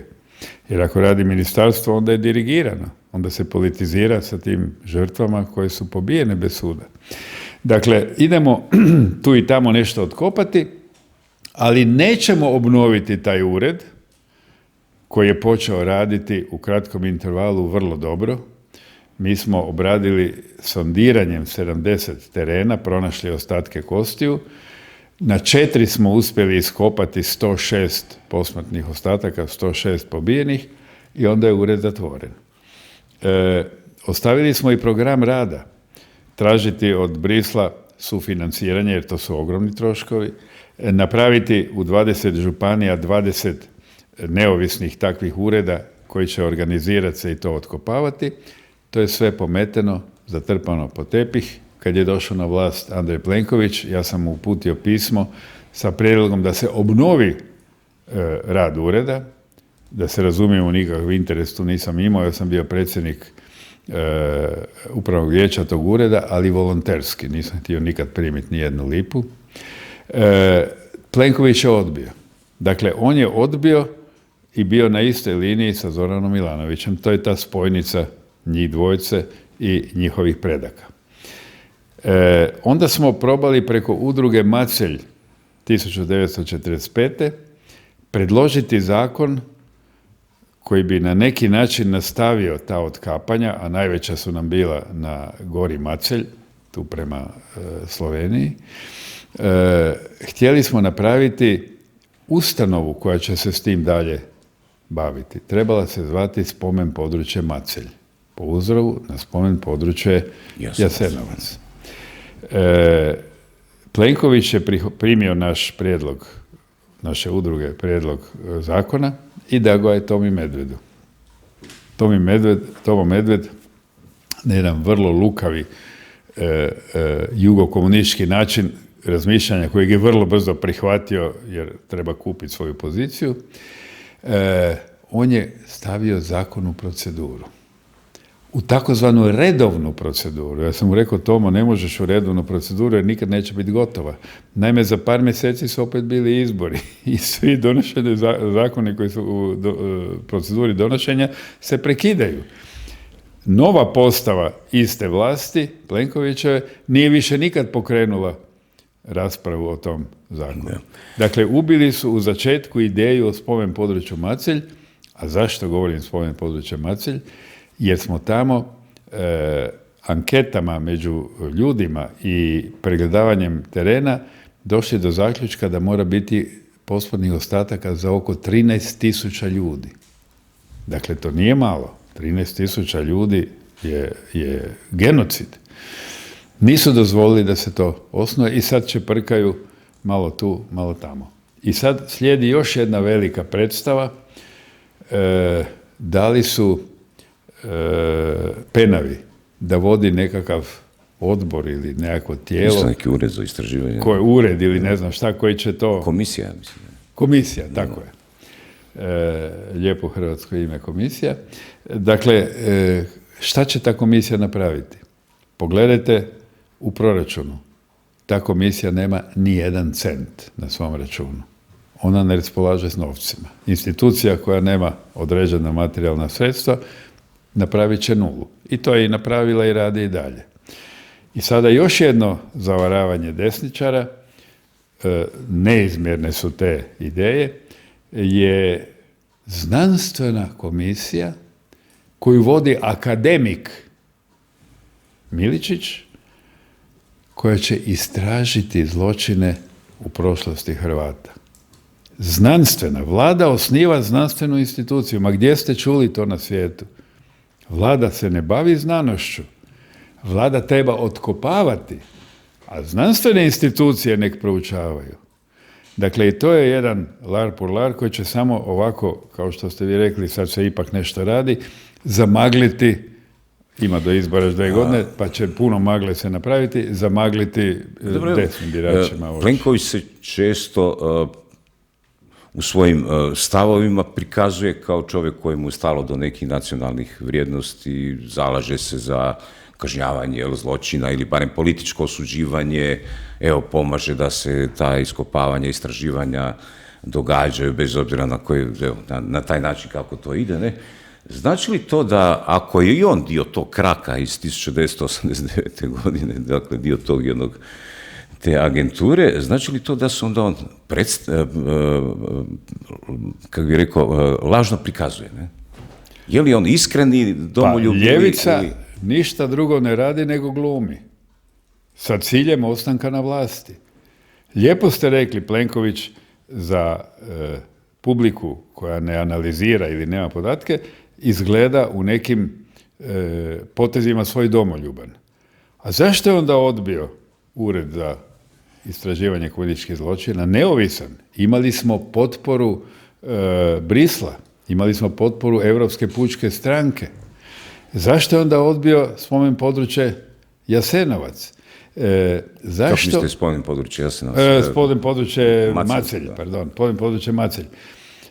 Zašto je sada poništen natječaj za ravnatelja spomen područja Jasenovac, jer se javio jedan čovjek koji znanstveno istražuje jasenovačke žrtve? Zašto? Dakle, uvijek je važno da se prikaže jedno, a radi drugo. I tu su majstori vrhunski. Ali vidite, oni su, sjećam se iz vremena Jugoslavije, govorilo se o revoluciji koja traje, koja nije bila samo 41. do 45. nego to je revolucija koja traje, ne? Pa sad, ako i ovo je revolucija koja traje, ne znate, ali revolucija koja traje znači da nije uspjela zapravo. Uspjela je utoliko, ne, ona nije završena, jer ona će trajati još stoljeća. Znači da nema... ali je uspjela. Oni su na vrhu vlasti, odlučuju o svemu. Pa šta imate veći uspjeh? Znači to je oblik postojanja. Da, to je modus vivendi. Zašto Plenković, kad je toliko nacionalno opredjeljen, ne dozvoli istraživanje Jasenovca, na primjer? U istom principu da metne akademike plus međunarodne stručnjake da istraže Jasenovac. Zašto se ne usudi iskopavati kosti u Jasenovcu? Zato jer i sam ne vjeruje u falsifikate koji se nalaze tamo. Od 700.000 žrtava pobijenih došlo se sad na 50. A što mislite da se u njihovu tu koncepciju koju su dogovorili 1989. godine na tom sastanku ne uklapa Hrvatska koja nije, u kojoj ne postoji Jasenovac? Hrvatska bez Jasenovca ne uklapa se u taj njihov... Ne, jer onda više ne držite Hrvate pod čizmom. Sa Jasenovcem se Hrvati drže pod čizmom. Imate nekoliko podataka iz povijesti izračuna jasenovačkih žrtava koje vas tjeraju da idete na znanstveno istraživanje toga, a to uključuje naravno i otkapanja. Dakle, vidjeli ste da je 10-struko smanjen broj žrtava od one početne procjene, ali kad gledate iz njihovog tabora, Jefto Šašić, nekadašnji vrh zloglasne OZNE, on je iznio podatak da su istraživali koliko je ne pobijeno, koliko je umrlo u Jasenovcu, da se razumijemo, ne branim ustaški režim. Čim je neko donio rasne zakone, taj krivac. Ali zašto na toj krivici nadogradnjom terorizirati generacije jednog naroda, kao što teroriziraju hrvatski narod? Dakle, sam Jefto Šašić je rekao da su ozbiljnim iskopavanjima 60. godina utvrdili, dakle na uzorku, nisu sve prekopali na uzorku, da su utvrdili da je u Jasenovcu umrlo 262 ljudi. Ponavljam, 262 ljudi. I još 141 u obližem logoru Nova Gradiška. To su njegovi podaci. Jefto Šašić je bio vrh OZNE. Znači 300 ljudi sve skupa.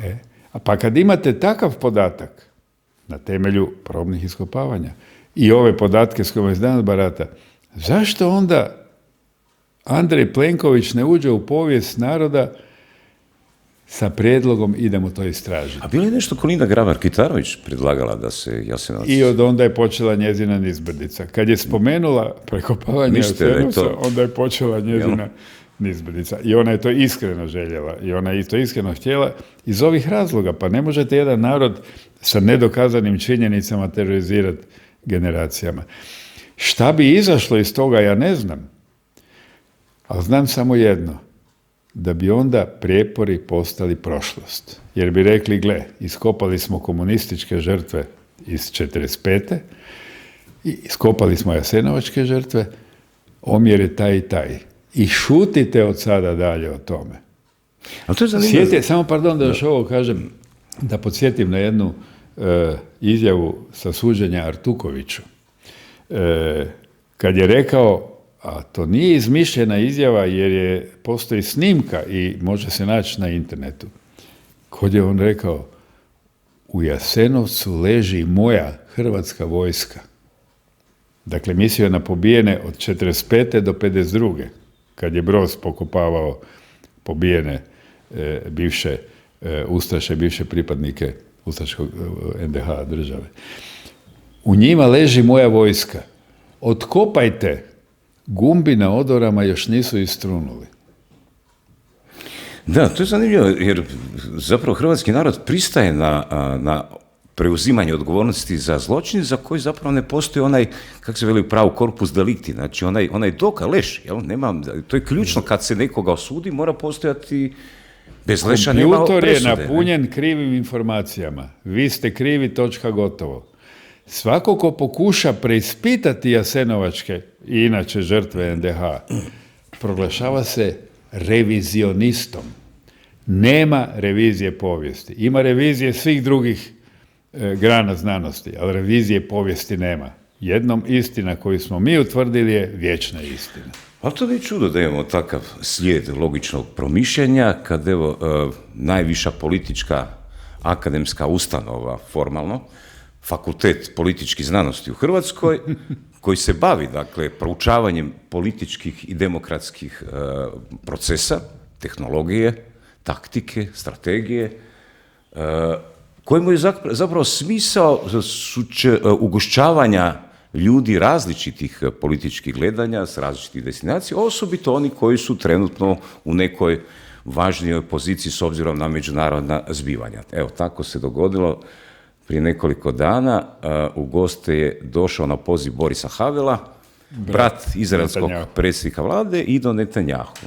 Bio je kod nas tu nakon toga, pa smo malo detaljnije o tome pričali. Dakle, on je došao držati predavanje. Ne? Sad, šta god da ima, pa mislim, ja ne znam ako je to fakultet gdje se proučava politika, pa svatko, Mao Tse-tung je dobrodošao, Lenin, Mussolini, bilo tko, dakle, tko ima nešto odreći da brani svoj politički stav, ideju, ne? S tim da, recimo, Ido Netanjahu je jedan intelektualac koji čak nije politički aktivan, ali dobro, brat je predsjednika, pripadnik je te stranke, pa eto, sa te pozicije može objasniti nešto, ne? Studenti, postavljaju pitanja zašto ovo, zašto ono, je li to genocid, je li nije, fina jedna rasprava, pa sad kako bude, ne? I na sve to dogodi se priopćenje fakulteta, gdje kažu da je predavanje nije bilo najavljeno upravi, što ne znam zašto bi trebalo biti. Kaže, nije vodio profesor Havel računa o dobrobiti studenata, integriteta institucije. Ne? Pa zar nije ugošćavanje smisao studiranja? I hoće ga od strane s fakulteta Havela. Kaže, zatečeni smo i neugodno iznenađeni postupkom našeg zaposlenika, koji je fakultet i studente koji su prisustvovali predavanju doveo u neugodnu situaciju. Ne? Neugodna situacija jer je došao čovjek iz Izraela braniti svoje neke političke stavove, svjetonazorske stavove. Ne? I kaže, oni sad istražuju da saznaju što se dogodilo. Tu sad se nešto dogodilo, sad očito neka diverzija, znate, tu je, dakle, unutarnji neprijatelj ne miruje, ne? I naravno to je uznemirilo studente i zaposlenike. Uznemirilo. Što za to znači? Dobivaju psihološku pomoć. Mislim, o čemu se motani su onake u dekicama, znate, sad svi sjede doma.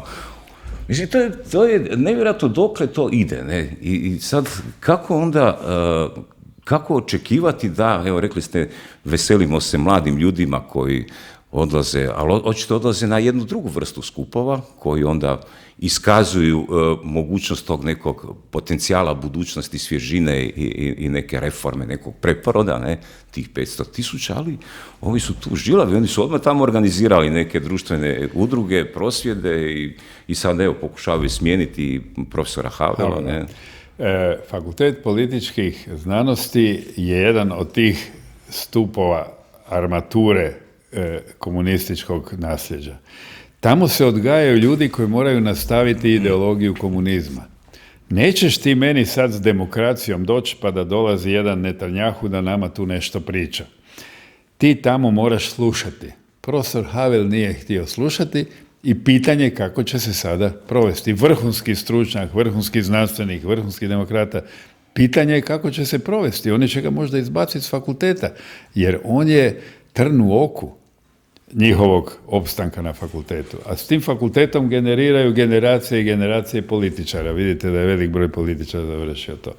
Imate, paralelno s ovim se događa još jedna podmukla stvar u medijima, a to je odnos prema američkom predsjedniku Donaldu Trumpu. Sve što sam čitao u zadnjih 2 mjeseca, pa i više od kad je došao na vlast, o Trumpu u našim lijevim medijima, uspoređivao sam s onim što piše u američkim desno orijentiranim medijima. Dakle, onima koji su naklonjeni republikancima, ne demokratima. To je kao da čitate o 2 različita čovjeka. Kao da čitate o 2 različite države. To je toliko laži, toliko krivih interpretacija. Ja sam već spominjao jednu koja me najviše šokirala, ali zapravo je mudra. Dakle, optužuju Trumpa da je išao uvađati nove carine. Nikad on to nije rekao. On je rekao idem izjednačavati carine. Ona carina koja se plaća u Americi na europski auto, da se plaća u Europi na američki auto. Ona carina koja se plaća u Kini na američki kompjuter, da se plaća u Americi na kineski kompjuter. Dakle, on je išao izjednačavati carine. Ne, oni su prikazali da je to najnegativniji potez u američkoj povijesti. On je išao uvađati nove carine. Ne, on je išao izjednačavati carine. Gledajte sad ovu priču oko Irana.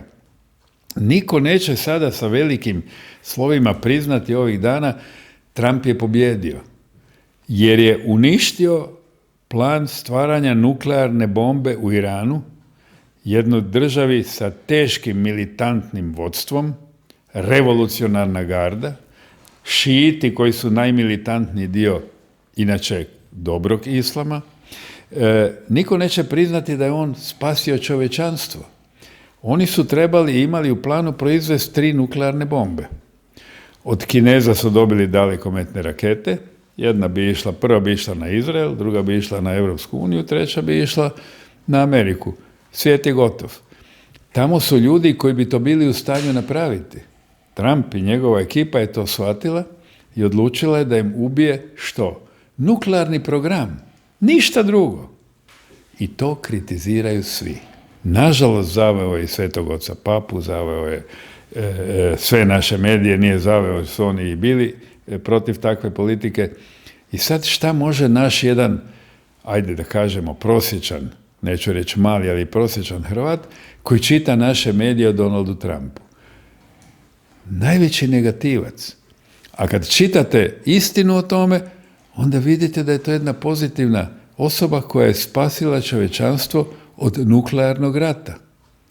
Nikomu se nije pridružio od te trule Europe, nije mu se pridružio ni Japan, nije mu se pridružila ni Južna Koreja, a svi crpu koristi iz tog hormuškog tjesnaca kroz koji prolazi 1/5 svjetske nafte.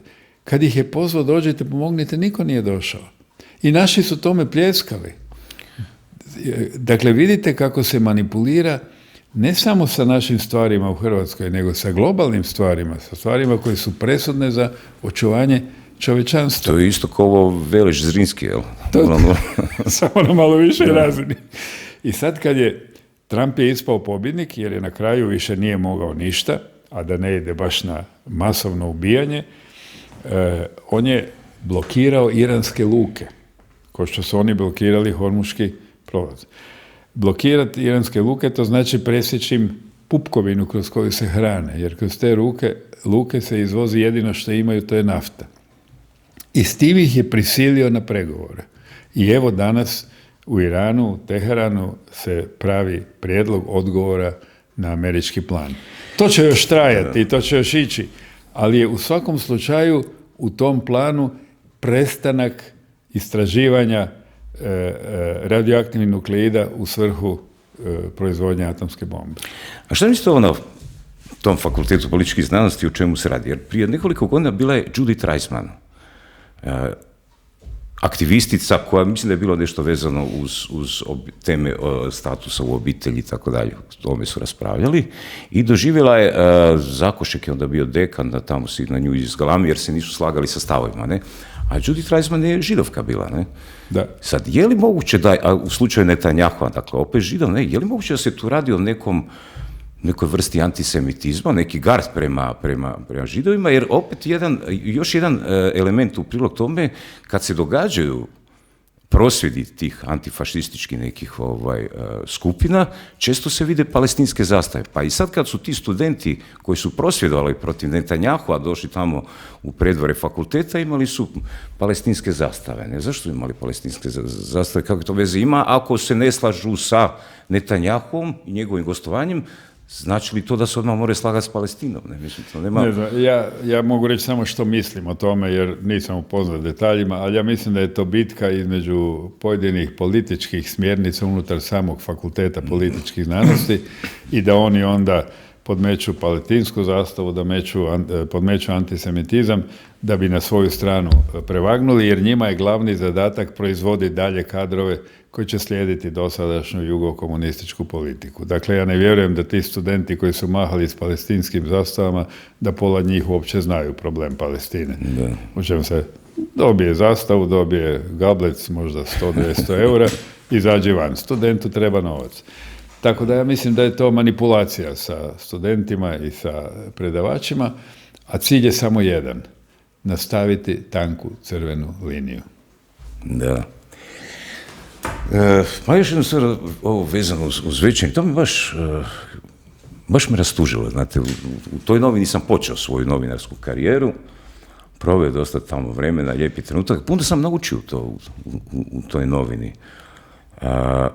I onda ovako jedno srozavanje, ali nije to samo taj jedan tekst, nego cijeli niz nekih materijala koje sam čitao, koji toliko su evidentno pristrani, dovoljno vidjeti tko je autor, već postoji nekoliko imena koja se sa svojim nekim ideološkim konceptima prepoznaju, ne? I onda kad vidiš ko je napisao, o čemu se radi, otprilike možeš znati što onda treba izvući iz te dioptrije da bi došao do prave istine. A sjećate se kad je bila 2000. privatizacija Večernjega, jer bili su kupili, ali to je bio neki tajni račun na Djevičanskim otocima, onaj Nujić i Zubak, ne? I onda su digli veliku hajku, onda to su i Stipe Mesić, već predsjednik, uključio, onda su brže bolje prodali taj Večernji štiri toj maloj nekoj austrijskoj firmi i to dosta ispod cijene, jer su u paketu su išli i dionice onoga Vipneta, ne, koji su vrijedile višestruko više. I sad u kontekstu one priče o tom tajnom sastanku iz 1989. godine, kad je svatko dobio nekakvu ulogu, ne, kako se u taj plan onda uklapa uništi Večernji list? To je bila recimo novinarska akademija, to bi tako mogao reći kako je to izgledalo, ne, u odnosu na ovo što to danas jest. Ne. Kako se uklapalo? Dakle, razbiti takav jedan veliki Pa gledajte, oni moraju upravljati sa medijima. Kad vide da se neko otrgnuo, a Večernji list se jedno vrijeme otrgnuo malo tome. Nekad se otrgnuo tome i Vjesnik, pa su ga onda potpuno zakopali. Od Vjesnika više ni V. Dakle, da bi održali moć na tim medijima, to znači vlasništvo u prvom redu materijalno, a zatim i intelektualno, moraju manipulirati, moraju prodavati i kupovati sa tim medijskim kućama, ali uvijek onima koji će nastaviti njihovu ideologiju. Vi znate koji je bio stup Večernjeg u to vrijeme te prodaje, jedan bivši svećenik. On je bio taj koji je morao Večernji prevesti preko vode i ostaviti ga u kontekstu koji njima odgovara. Neću govoriti o Jutarnjem i koga je osnovao, neću govoriti ni o drugim medijima jer to su za mene strana tijela kao i ja za njih, ali je činjenica da danas nemate slobodnog medija. Govorim o medijima sa velikom tiražom. Najveću tiražu od tiskanih medija, slobodnih medija ima Marjačić, koji je Hrvatski tjednik. Ne? buldožer, koji sam piše, uređuje, vodi financije, organizira, tipka. Dakle, to je jedan stroj nadljudskih mogućnosti, veliki domoljub, veliki Hrvat, koji drži, ja bih rekao, umjetno taj tjednik, jer to što on radi trebalo bi imati 100 ljudi koji bi to radili. Ne možete ih imati jer se ljudi boje. Ljudi se boje to raditi. On je hrabar i on gura to na sebe, koliko će dugo izdržati, to ne znam, ali svaka mu čast, nekad malo i za brazd i tako dalje, ali je činjenica da vi danas, osim hrvatskog tjednika, nemate nijednog tjednika gdje možete objaviti svoj članak ako ste suprotnog uvjerenja od današnje takozvane HDZ-ove elite. Ne možete. Meni su odbili odgovor na članak kojeg je iz zatvora objavio taj prvi udbaš iz 90. Falsifikat je objavio i kad sam ja kroz pisma čitatelja htio njima odgovoriti i demantirati to točku po točku, odbili su mi objaviti taj odgovor. Znači, veća prava za u današnjem mediju objaviti ima iz zatvora bivši udbaš, nego ja sa slobode anti-udbaš. A to, znate onda kad gledamo, rekli ste čerupanje koje je bankarski sektor, INA, Pliva, turistički objekti, hoteli, razne druge firme, te privatizacije, menadžerski krediti, pa sve te neke korupcijske situacije gdje se neka lova zamrači kroz pisanje lažnih ugovora, nepostojećih računa, poreznih pronevjera, ugasi se firma, ne plati se PDV, milionski iznosi. Dakle, i sve to traje i traje. Recimo, to je te 2000. Iz Haga su došli ovi istražitelji, dali su im tamo, Mesić je otvorio ured predsjednika Tuđmana, sve su tamo kopirali što su htjeli, ne. Kad je nova garnitura HIS-a ušla u ured dotadašnjeg ravnatelja HIS-a Mire Tuđmana, Miro je imao u sefu fine neke konjake, ne. To je ovako, valjda, da kad bi došao neko gostiju pa da počasti, ne. I ovi su to sve zveknuli, jer kako bi rekao, primitivci ne znaju kako se to pije, ne? Pa su to zeksali. Ujutro čistačica nije mogla ući u prostor koliko je to bilo zbljuvano. Evo, to je tako izgledalo. Znači, takva je garnitura došla. Dakle, ovi 45. kad su parkete ložili, isti model, profil ljudi je došao 2000. i preuzeo, ne? I sad da gledate, za svim tim, a da ne pričamo, ne znam, 45. tam, kada znam, par 100.000 ljudi poubijali, 2000. se nije dogodilo to, ali su likvidirali ljude na drugačiji način, ubili su ljude psihički, koliko se ljudi je diglo ruku na sebe, ne? Koliko je samo razmišljalo o tome, koliko je otišlo u nekakva stanja PTSP-a, depresija, tako dalje. I sad sve to skupa kad gledate toliko nasrtaja sa raznih strana, vrlo snažnog intenziteta, promišljenog intenziteta i država još uvijek postoji. Ne? Zar ne bi kod postoji neka tajanstvena snaga u cijeloj toj priči? Osnovna energija države je narod. U demokraciji pogotovo jer ima pravo birati. Ako ste vi taj narod preodgojili, nemate šta brinuti par 100 godina unaprijed. Birat će uvijek vas i vaše istomišljenike. Riješeno je sve, vrlo jednostavna priča, a s narodom se može manipulirati kako hoćete. Govorili ste o HIS-u. Ja znam kad je došla 2000. Račanova vlada, onda znam kako su istjerali s oružjem iz HIS-a mlade kadrove, stažiste koji su tamo stažirali, jer sam imao neke svoje prijatelje među njima. HIS je bio za njih otrov. Zašto? Zato jer je odradio jednu veliku, važnu ulogu naše obavještajne zajednice u oslobađanju Hrvatske. I tu su morali sve kadrove promijeniti od početka. I tu su poslali one najmilitantnije, kao 45. u Zagreb. To su ti koji se onda obloču sa viskijem, izbace vas iz stana i usele se oni u taj stan. To su bila vremena kad ih je narod izabrao. 45. još nije, ali sad 2000. je. I jedini problem koji imamo mi Hrvati, to je da su nam isprani mozgovi. Drugih problema nema. Jednog dana kad Hrvat počne misliti svojom glavom, onda će birati ljude koji će to korigirati. A do onda držimo se u podrumu i nemojmo provjeriti glavu. A do tad upravljaju državom oni koji eksaju Hennessy i Martel, ne? Pa se čude da ujutro čistačica se ne usudi ući u taj prostor. No dobro, za kraj, gospodine Hebrang, šta mislite, evo sad s obzirom na cijeli niz tih velikih geopolitičkih upitnika na međunarodnoj sceni, ne? Ova jedna unutarnja, taj, kako bih rekao, politički karcinom koji onako izjeda strukturu nacionalnog državnog bića, ne, kako vidite razvoj naše države, naše civilizacije, sve pod znakom pitanja na neki način, čini mi se. Država će se razvijati kako narod hoće. Čeka nas jedan veliki globalni preokret, to je Kina, koja trči naprijed puno brže i od Amerike i od Rusije i od svih, o Europi da ne govorim. Kina koja će sa svojim tehnološkim i političkim ekspresnim razvojem preplaviti svijet, uništit će druge ekonomije. Kina ima jednu veliku prednost pred ostalima, a to je da uz mnogobrojnost svog naroda ima i ortodoksni komunistički sustav. Znači, tamo nema ko razmišljati o napretku. Tamo dobije zadatak da to proizvede. Ima da preuzmeš svjetsku proizvodnju automobila, čipova, ovo. To moraš izvršiti, inače te nema. Dakle, imaju komunističku diktaturu plus mnoštvo ljudi i oni će preplaviti svijet. To će se odraditi na Hrvatsku, zato sad idem na ono vaše pitanje.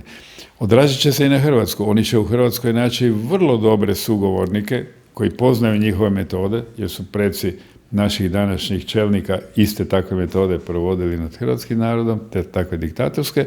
Oni će se vrlo brzo složiti. I mi ćemo postati jedna mala igračka u rukama te velike Kine u budućnosti. No, ko drži našu sudbinu u rukama? Isključivo naš narod, jer će birati takve ljude koji će to prihvatiti. Čim vi imate takve ljude na čelu, nemate o čemu brinuti. Zamislite vi sudbinu Hrvatske 90-ih da su ju vodili dva prva čovjeka koji međusobno ne razgovaraju. Zamislite predsjednika vlade i predsjednika države koji ne razgovaraju, a nadiru srpski tenkovi, VBR-ovi, avioni i tako dalje. Šta bi bilo od Hrvatske? Isto što bi bilo da nas danas neko napadne. To nisu ljudi koji se dokazali, čak se nisu ni javili da služe u obrani Hrvatske države, a narod ih opetovano bira. Plenkovića 3 put, ovoga već također 3 put na 3 funkcije različite. Znači, narod odlučuje svoje sudbine. Staro je pravilo, narod ima vlast kako zaslužuje. Mi Hrvati trenutno zaslužujemo ono što imamo. Pa možda da kažem šta imamo. Imamo to da smo na ljestvici Europske unije po inflaciji prvi, po iseljavanju prvi, po kriminalu prvi. Da smo na dnu po kupovnoj moći, na dnu po samodostatnosti u proizvodnji hrane, što je danas strateški interes, da smo na dnu po demokraciji. Dakle, kad usporedite samo tih 6 tablica, onda vidite da je Hrvatska danas u gorem položaju nego što je bila prije 90. Jer onda smo znali zašto smo tamo, a danas se pitamo zašto smo tu. Zato smo izabrali ljude koji su nas doveli do toga. I niko se ne buni.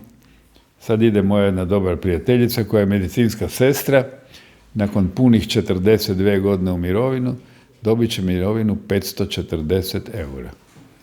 Pa živite vi 30 dana sa 540 eura.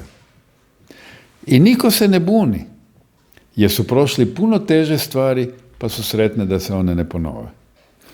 Niko nas ne ubija, niko nas ne maltretira, niko nas fizički ne uklanja, pa nek bude ovako, samo nek bude mir. To je stajalište današnjeg prosječnog Hrvata. Pa nek mu bude. Da. Još jedna zanimljiva priča, ste vidjeli projekt Panteon, čini se da se zove, dakle, neki veliki centar za istraživanje i proizvodnju umjetne inteligencije. Ne? 5.000 ljudi, 6.000 ljudi tu kod Topus, koga 50 milijardi eura i tako dalje, američki ministar financija je najavio taj projekt u Dubrovniku i sad im jasno kako to da, osim ako mi je promaklo, ali nisam čuo predsjednika vlade ili nekog od ministara da se izjašnjava o tom projektu, a tu bi trebali biti, mislim, ako je to tako, ne, to je velika stvar, to bi trebali, mogli bi se i pohvaliti s time, reći, vidite šta smo uspjeli dovesti, ne? Nije vam to malo neobično? Nije neobično, prvo zato jer su oni stavili predsjednika vlade pred gotov čin. Drugo zato što se ni on ne usudi to prognozirati jer niko ne zna kakva je budućnost te umjetne inteligencije na tim visokim razinama. Ja mislim da je za ovaj lijevo-liberalni ili kod nas u prevodu jugokomunistički smjer umjetna inteligencija izvanredna. Ona barata s podacima koji su publicirani bilo gdje na internetu. A ko ima danas mogućnost više publicirati? Vi ili ja koji smo protivnici ovakve politike ili oni koji drže u rukama tu politiku i sve medije? Umjetna inteligencija je danas već zaražena sa krivim podacima. I ja neki dan igrajući se, pisao sam nešto o Gojku Šušku, pitam umjetnu inteligenciju, a znam ko je taj čovjek jer sam s njim proveo cijeli rat doslovno uz njega, i znam koliko je kvalitetan i koliko je zaslužan za ovu Hrvatsku, pitam umjetnu inteligenciju o Gojku Šušku, oni meni navedu najprije 5 negativnih stvari. Laži. Ja znam da su laži, ja osobno znam. Idem se ja svaditi malo s umjetnom inteligencijom, pa pitam otkud vam taj podatak.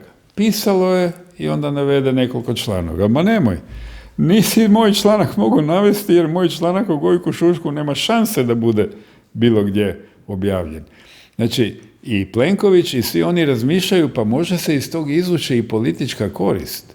Materijalno će izvući oni koji investiraju, a politički oni koji to dozvoljavaju. Tako da ja mislim da je to idealan projekt koji će dati spoj politike i financija. Naravno, na uštrb ekologije, na uštrb utroška ogromne količine električne energije i tako dalje. Mene puno više brine ovaj prljavi plan ovih farmi za uzgoj pilića.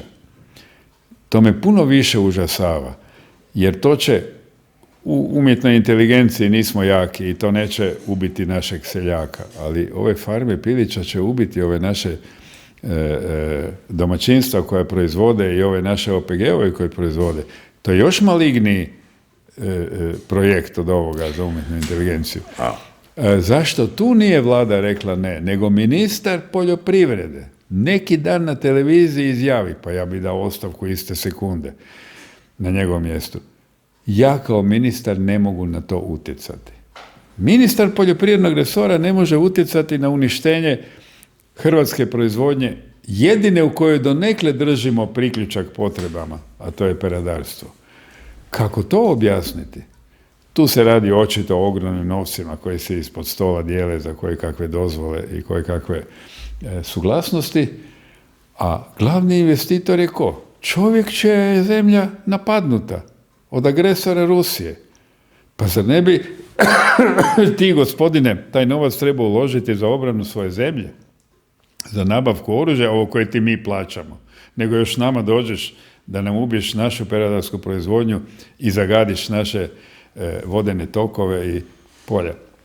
Znači, sav taj kapital se usmjerava u interese, bilo financijske, bilo političke. Da, ali čini se da je stalo neke s tom farmom. A nije još stalo.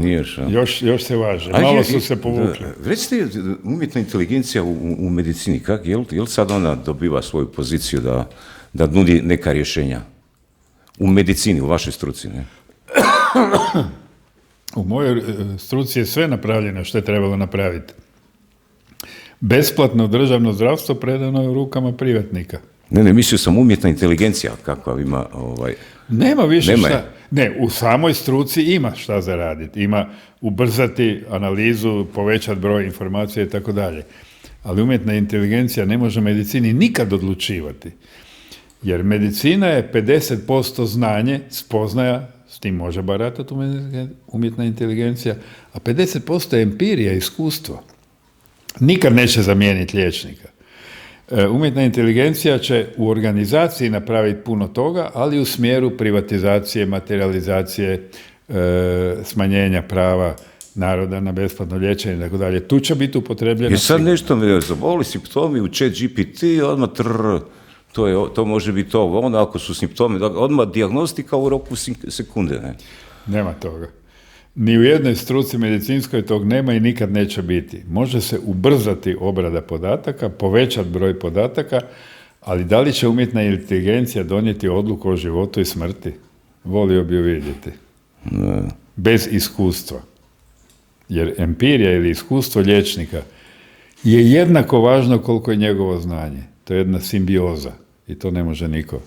Kritički način razmišljanja, praćenje struke uz istraživački rad, uz nastavni rad i tako dalje. To je jedna simbioza koja će uvijek držati medicinu. A kroz umjetnu inteligenciju će se samo odljevati novac u pametne džepove. Da, još da je taj princip empirije, iskustva nekako usaditi ljudima u svijest, pa kada dođu sljedeći izbori da ipak zapamte, a ne ponovo glasati za onoga ali koji za je... iskustvo morate prvo biti nafilani sa ispravnim informacijama. A eto, mi smo, nadam se, dali jedan mali prilog tome. Nadamo se. Gospodin Hebrang, hvala vam lijepo na gostovanju. Hvala vama na pozivu. Evo, dragi prijatelji, toliko o tome za sada. Dakle, evo, imajte na umu iskustvo, pa onda ovi koji su, recimo, u Zagrebu birani 2 puta da ne budu 3. puta, a na državnoj razini zapravo ne znam za koga bi ili za koga ne bi. To je možda i najlošija mogući odgovor. Ne? Eto, toliko za sada. Vidimo se ponovo za 48 sati. Bam!